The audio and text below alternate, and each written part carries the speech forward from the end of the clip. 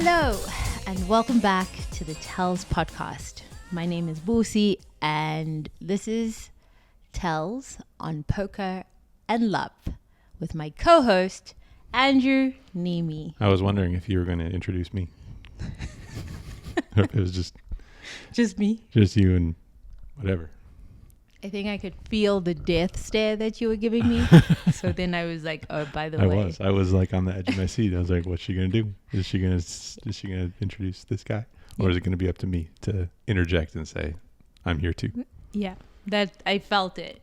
And then I had to be like, oh, by the way, I have a co-host. Thanks. You're welcome. How's it going, Andrew Nemi? It's going so-so. Yeah? Mm-hmm.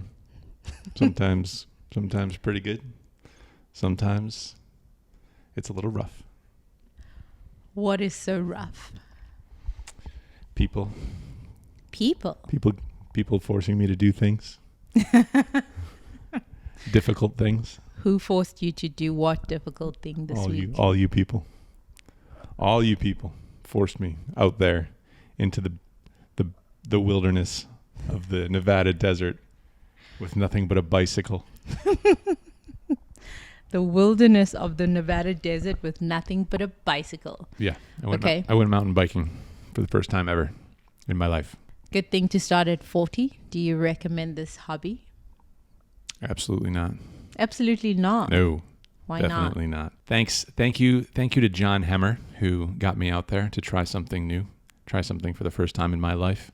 It's always good to try new things, no matter what age, no matter how strenuous, no matter how difficult and exhausting and awful that thing is. But thanks, John. I appreciate it. Isn't awful a little bit of hyperbole? You weren't there? I'm asking. Did you not hear the question mark at the end of that sentence? Felt like a leading question to me. Maybe some of you fine folks who are watching this have, in fact, mountain biked and are regular mountain bikers. Maybe you're into it. I don't know. I don't understand. You know, they have motors these days. That'll help you get through an uphill trail much better than a basic bike and trying to pedal over big rocks and stuff uphill. Doesn't seem like the appropriate tool. You know, it seems like you purposely took the wrong tool for the job, and you're just like trying to see if you can use that tool to get through this mission. So you think there's no point in mountain biking? I mean, the downhill's fun. So like if they, John was telling me that they're building out like trails on Mount Charleston with like, you know, because it's a ski resort. And so they have chairlifts there in place. So if they can retrofit those to put your mountain bike on this chairlift and go uphill on the chairlift, ride down, that makes a lot of sense to me. I mean, you don't see people carrying the, their skis up a mountain. They take the chairlift up the mountain and then they ski down. The fun part is down. Okay. So what made you say yes to go mountain biking? I What did you think? I didn't know it was going to be so terrible. You thought it was just going to be fun. So Friday morning, you woke up at the crack of dawn. Well, crack of dawn for a poker player, which is 8 a.m. Mm-hmm. Oh, no, you woke up at 7? Woke up at 7 because the bike rental place opens at 8 a.m. And for whatever reason, you want to be there when they open. Well, it's still 90 degrees in Las Vegas and climbing. I guess the earlier start, the better for that reason. Yeah. Yeah. Very logical good point. reason. You make a good point. So, yeah, start early. I mean, I actually woke up at like 6:15 because I had to leave my place. I had to leave here at 7-ish to go. I'd also like played a long session the night before at the Bellagio, and the session was a little rocky itself. So it was a precursor. You should have known. Should have known. You should have known. So I imagine doing something so difficult and strenuous might be a little bit easier after a big winning session, you know, give you all that additional strength. Like you can go out there and conquer the world. Is that right? You get set over set. You're not going to be looking to ride a bike over rocks with any sort of power.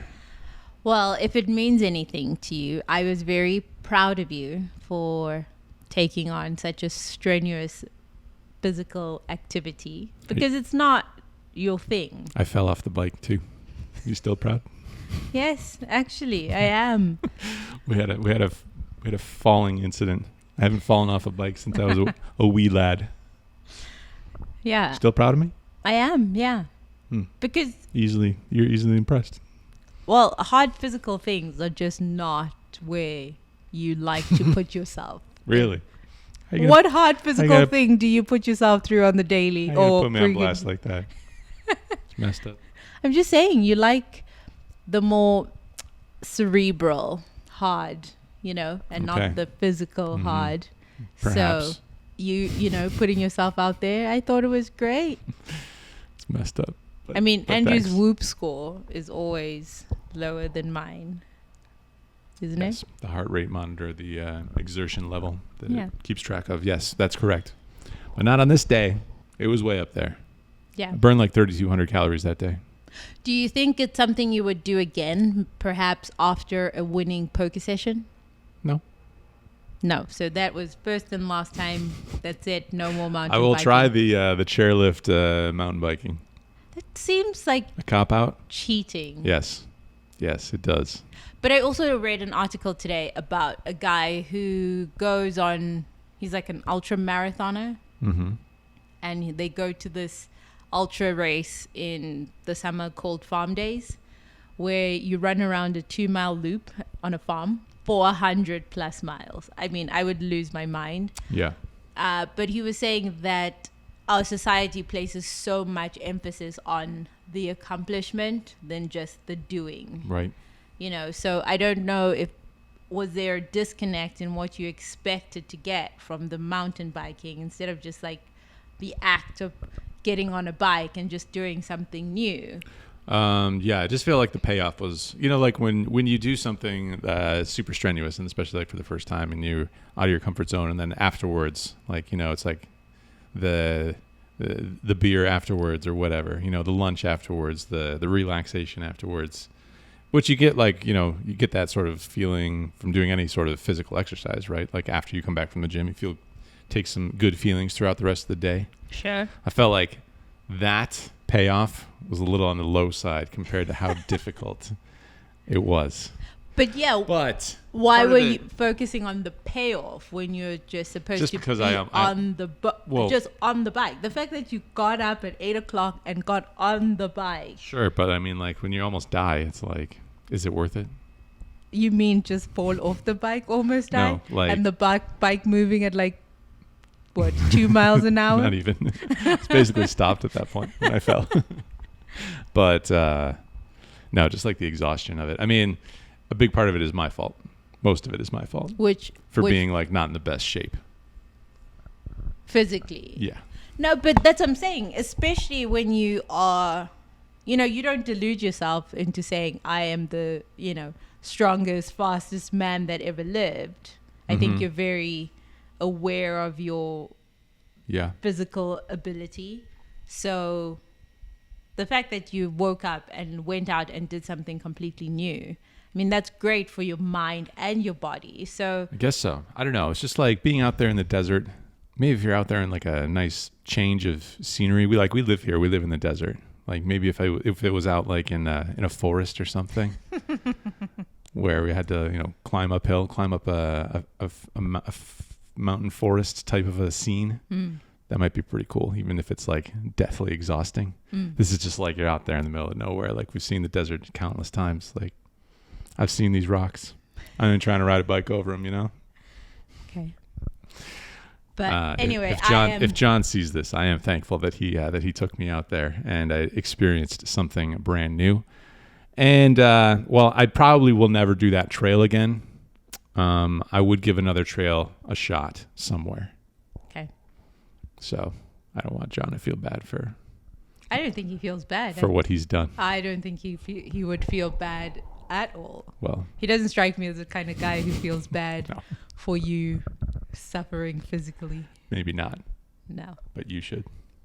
I don't feel bad for you either. I think it's great that you tried something new. So. Well, That's mountain biking for you. And Never do it, guys, whatever you do. and how was your poker week? Also bad. So bad on bad? Yeah, pretty much. The whole week was bad, or just one session? Well, I think we had one of each, a good one and a bad one, but the bad one was worse than the good one was good. So that's kind of a bummer. But it is good to sort of be out there doing the live poker thing and the live poker video thing. So overall, that's really good. So the poker thing, it doesn't really matter, because it's just a little hiccup along the... imagine you're on a mountain bike, just on that climb. You're going to get there eventually. Yeah, I mean, I don't ride bicycles very well to begin with, but I would still want to at least try. And Andrew was like, no, you don't. You definitely do not want to try. Don't try. Trust me. Maybe I'll go and rent a bike. Yeah, I mean, Go on a John trail. will be looking for a partner now that I'm not going to be there next week. So yeah, anyway, poker's good. A little concerning that the Corona thing is still here and among us. Where did you think it was going to go? It was just going to disappear into the ether? We didn't really know. Like, people said that there's probably going to be an uptick in the numbers come fall into winter, but it wasn't a guarantee or whatever. It was speculation. Yeah. So it seems like those guesses might be correct. Do you think that people are still taking it seriously or not, based on like being out in the casino and seeing people out in the world? I think a lot of people are. It's good. I mean, I think it's good that we have the mask mandate in the casino. I think like every little step goes some way towards slowing the spread. I don't think like wearing masks is the solution, the perfect solution. But yeah, so like I think it's good that that's a mandatory thing, but there's definitely like a lot more activity going on now than there was like in April. What do you mean? Just the number of people out in the world? Yeah. I mean, like we had all the, like there was like bar closures and all that stuff. Sure. So that's not a thing anymore. So, there's a lot more people that are out there and I guess like congregating in different types of situations. So I think people are just bored now because you see like the mask is, under the nose more often than it was. Like before, I think people, were trying to take it a lot more seriously, but now it's just like the mask is dangling on one ear or like on the nose. Yeah, well, I think under the nose. Like the longer it goes on, the higher number of people that will have reached their limit as to like just dealing with this situation, and they'll just get bored, and like you said, and eventually more and more people will want to get out there and be social. Yeah, I don't know what's going to happen. I don't know if the live poker thing, because we went back to 8-handed now at the Bellagio as we're sort of like ramping up the numbers again. So that seems kind of counterintuitive, no?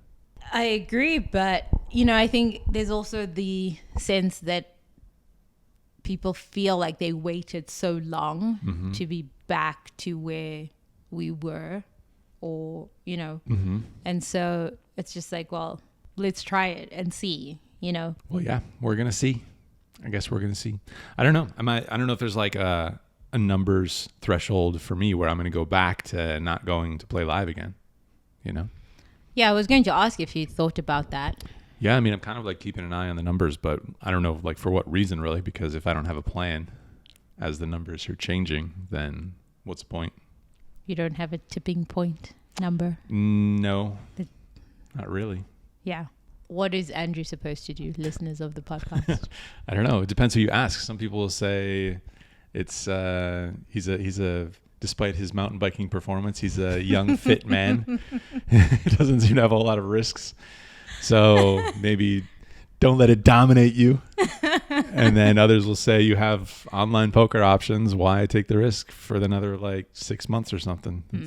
In the grand scheme, is it really that big of a deal to risk serious illness or other, So it depends who you ask. But feel free to chime in. Yeah, don't ask me. Head on down to that comments section, perhaps. How are you? My week was good, Yeah? I think. What did I get up to this week? Besides work, I did not go mountain biking. Do you want to talk about what we did 2 days ago? 2 nights ago? Nomad at Park MGM has reopened.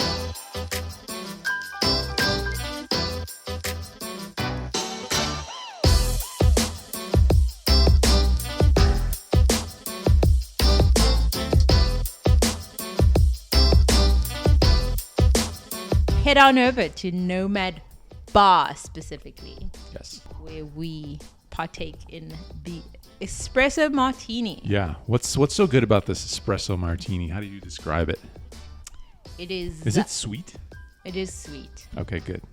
I like sweet things. It is sweet. I actually think it's a little sweeter than I would like. Nah. Don't you dare talk trash.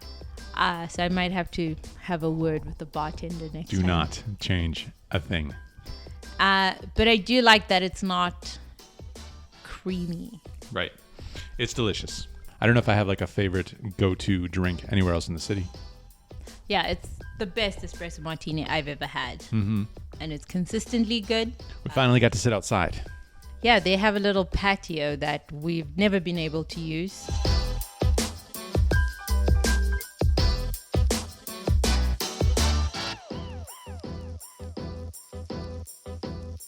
Because it was either not open or Too hot. too hot, and then there was shutdowns. Right now, it's perfection, you guys. This is perfection time weather-wise in Las Vegas, right? Would you say? Absolutely. We get 4 weeks of the perfect weather in April, I believe, right? Sure. April and October, Sure. end of September, October. And then usually around Halloween, it just starts to become freezing. Starts snowing. And then does not start snowing. Sometimes in some places, like Summerlin, it does. Not in October. No? Okay. Anyway, yeah, it gets a little chilly. But if you're looking for a patio right now, head on down to the Nomad Bar at Park MGM and get the espresso martini. We also had the burger. Fries were a little on the salty side, but burger was great. And tell them we sent you. They won't know who we are, but it'd be nice to say anyway. There's this podcast that I listened to Mm-hmm. that told me to come here. There you go. Check it out. Guess what, Andrew Nemi? What? We got some voice messages. We did. We did. Big moment. Big moment here on the podcast. Reboot. We did. We have some voice messages. I think I can't wait. You know how the politicians do it? Talk to camera. That worked. I think you did that last week. Okay. So it works. Talk to camera. Yeah, where you All right. just talk to the audience directly. So how is this going to work? Well, we're going to play the thing, so Okay. the audio, so we can listen to it. All right. Roll it. Or do you want to introduce the person first and then I'll say roll it? I don't know who it is. How am I Oh, supposed okay. to know who it is when I haven't listened to the voice message? You haven't listened to it yet? No. Oh, great. All right. Roll it. And Busi, this is Dave K. I'm a long-time listener and a first-time caller, and maybe literally the first caller to Tells. Love the show. Disagree with Busi on today's show. She's not a fan of Detroit-style pizza. I have to say Detroit-style pizza is great, so I'm in Andrew's camp. I was born in Detroit, and you go with what you know. Also, I don't like sushi, for what it's worth. So Detroit pizza, yes. Sushi, no. Retirement cards are a thing. You just need to go to another store. And that's about it. Love the show. Love the videos. Keep them coming. Thanks. Bye. I'd say that is a Fantastic first message. very fantastic From perfection. Dave K. Dave K. Thank you, Dave. Thank you for that voice message. Right on Detroit style pizza, my man. I guess we'll excuse you for the no sushi comment since you like Detroit style pizza, and good to know about the retirement cards. Dave K, tell me, what Detroit style pizza are you eating? Like where? Like which outlet in Detroit? Andrew make you go, oh, well, do you go to, what is the place? We usually get Jets delivered. Just very easy, and simple, and fast. Okay. Jets pizza. But I also know Buddy's, Is that the hot one? well revered. Okay. And there's probably others that are not chain restaurants as well, chain pizzas. But anyway, I'm always open to having my mind changed, but as of yet, Andrew has not done a good job of changing my mind about Detroit style pizza. Okay. I think next time we go to Michigan, we'll have to find a good, highly rated spot that isn't a chain. That should be the plan. All right. All right. Good message. On to the next one. Number next. Whoa, this is a long one. Hi, Busi and Andrew. I hope you guys are doing well. I usually don't have the guts to call into something like this, but I know you all requested it on the last episode of Tales, and it's also really early in the morning here. So I figured I'd give it a try. But just wanted to call in, say thank you guys for your passion and determination to put out a really quality product. I think it's very cool that you found something to relate on. Something that kind of goes in between the two passions of poker and relationships, and even kind of more broadly areas of health and whatnot. Just wanted to say, really appreciate it. It's always fun to see the notification of a new podcast come up.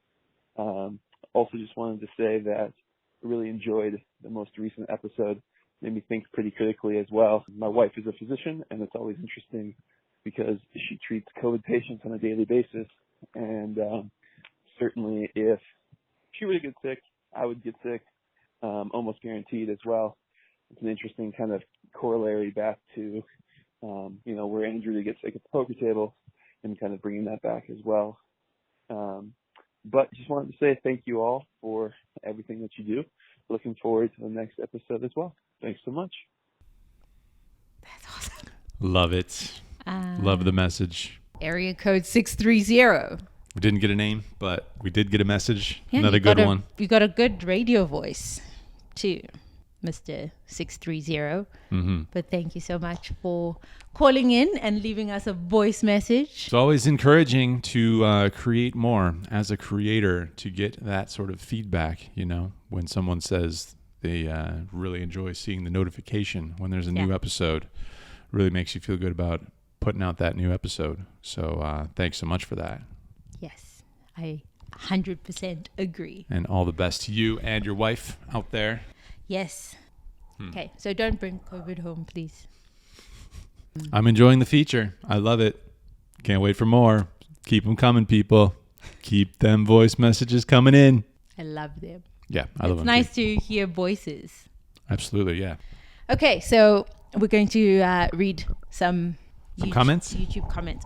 Also, I wanted to say something. Yes. I realized, when we were talking, so we saw some friends on Friday at Nomad. It's not easy for me to answer, how are you, on the spot.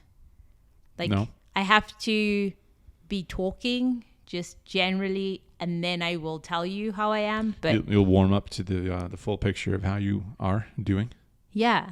Okay. It's kind of like a lot to really summarize yourself just right off the bat. Every time someone asks me how I am, I start to think about it because I'm trying to be more conscious of answering the question thoughtfully. Mm-hmm. Then I try and go through everything that's going on in my life, and I'm like, I'm fine. I'm fine. Yeah, but I think people just sort of use that as a greeting, rather than an actual question a lot of the time. But I think if you're sitting down and it's time to start the conversation, and then someone asks you so how are you? What's new? What's going on? Then you can start getting into it. But when you're just greeting someone at a bar or something. No, I know that. I mean, what I'm saying is when I'm talking to somebody who I know is asking, how are you? Not asking in passing. Okay. Then I still go, just hit him with it. I don't, but it's not I'm constantly thinking about how I am. Okay. So then it's really difficult. Then I have to go, wait, what's happening in my life? Yeah. Oh, let's go through all the different aspects. Health, great. Work, comme ci, comme ça. Then I have to go through all the things because I'm not sure what they're asking about either. Mm-hmm. Are they asking about my emotional health? Anything you want to talk about, really. It's like when you go to a therapist, the therapist doesn't really decide what you're going to talk about. You can talk to them about whatever you want. Is that right? Yeah. Have you been to therapy? No. You just know from seeing it on TV. I mean, I would just assume that's what the service is. It's not like guided sort of walkthrough of your life. It's like up to you, you know? That's interesting. You don't think so? I don't know. I've never You wouldn't been. assume so? I don't. You think they're going to walk your hand through the session? I think I think that is also part of it. I don't know. No. We're going to therapy. Definitely not. Go to therapy and we'll find out. Okay. Are we? You're not going to go to All right, therapy? I'll go. Whatever. Okay, so we got a message from Arnold, and he says, "We like your live podcasts. We love Vegas and hope to visit soon, and for me to attend a mug. Be safe. Cheers from the Netherlands." All right. We got to go to the Netherlands. Got to go. Got to get there. Can't wait. Apparently, we're not allowed yet. Okay, so Chance, he says, fewer people, especially in the United States, have a pension to look forward to. The market for that genre, retirement cards, is evaporating. Andrew's colorful evaluation is correct. Sure. I mean, that's what we were postulating. Is that the correct word? I don't know. I don't know either. Okay, you can just cut it out. If it's wrong, I'll just edit that out. And Leo says, wow, first comment, breaking news. They have retirement cards at most CVS's now, but I would hurry. They could run out. They only have a couple of options, and I believe you should get one of each. All right. Well, they do exist still, but for how long is the question? We'll see. How long? Keep an eye out there. I'm really excited for the voice messages. I would like to receive more. So, Phone number? If you like this podcast and you would like to submit your voice message to ask a question, give us feedback, whatever you like, actually. Yeah, hit us up with your thoughts. 702-690-9299 is the number. And you can also text us if you have a question, some feedback, a comment. And we appreciate you watching the podcast and listening on iTunes and wherever you find your podcasts. Andrew Nimi, do you have any last words? Last words like you're going to die? You might die from the mountain biking. I might never recover from this experience. But yeah, thanks, John. Thanks for taking me on that mountain biking. And thanks to all of you lovely people for being here. Until next time. Bye. Bye.